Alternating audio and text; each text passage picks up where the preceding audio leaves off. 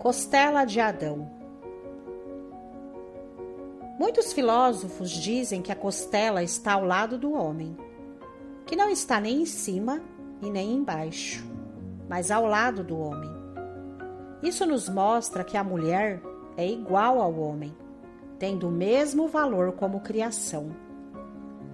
Deus só criou o macho e a fêmea por causa da reprodução carnal, mas como criação, não há diferença diante de Deus. O propósito de Deus é o mesmo tanto para o homem quanto para a mulher, pois ele se refere à consciência que ambos produzem. As referências que os profetas usavam da mulher, na verdade, eles falavam da consciência e não da mulher fisicamente. Nota-se que os profetas usavam muitos pejorativos depreciativos às mulheres, e não se fala do homem. E por que isto? Porque dentro do propósito da vida, Deus representa o homem e a consciência representa a mulher, pois é a consciência que gera o Filho de Deus nela. Mas nós vemos que todas as consciências são meretrizes, adúlteras, desavergonhadas, filhas da agoureira e etc.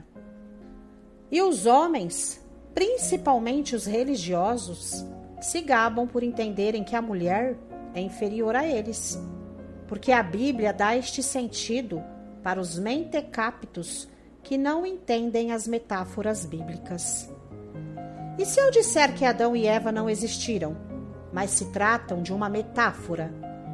Adão é o homem carnal e a Eva é a consciência que o homem produz. Por isso se diz que ela foi tirada da costela de Adão.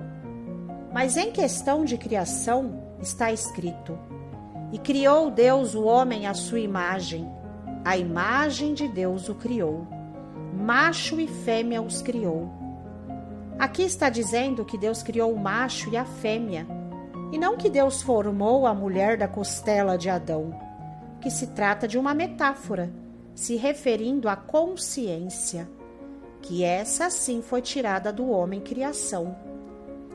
A Bíblia toda é um livro escrito por metáforas, isto é, por comparação, ou ainda, por alusão do que é verdadeiro, como Paulo disse. As coisas do tempo presente servem de sombras para os bens futuros. E Paulo disse: assim como trouxemos a imagem do ser animal, traremos também a imagem do ser espiritual. Mas ele disse que não é primeiro o espiritual, senão o animal, depois o espiritual. E por que esta ordem? Justamente porque precisa da consciência que o ser animal produz para gerar o espírito. Na verdade, a consciência não é inferior ao ser humano só porque foi o ser humano que a produziu. Mas o ser humano vai morrer como criação e a consciência é eterna, ela é indestrutível. A questão é saber como que essa consciência vai passar a eternidade que está à sua frente, uma vez que ela sabe que este corpo carnal vai morrer. E é neste ponto que entra o propósito de Deus. A consciência deve passar por uma metamorfose existencial dentro dela, isto é, ela deve se desligar da carne que a produziu e se ligar no Espírito de Deus pela vida eterna dela.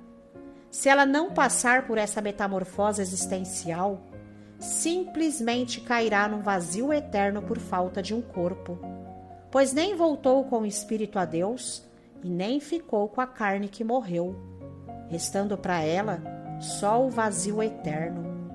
Mas por não entender o propósito de Deus e não querer sair da carne, as consciências criam salvações descabidas de reencarnação.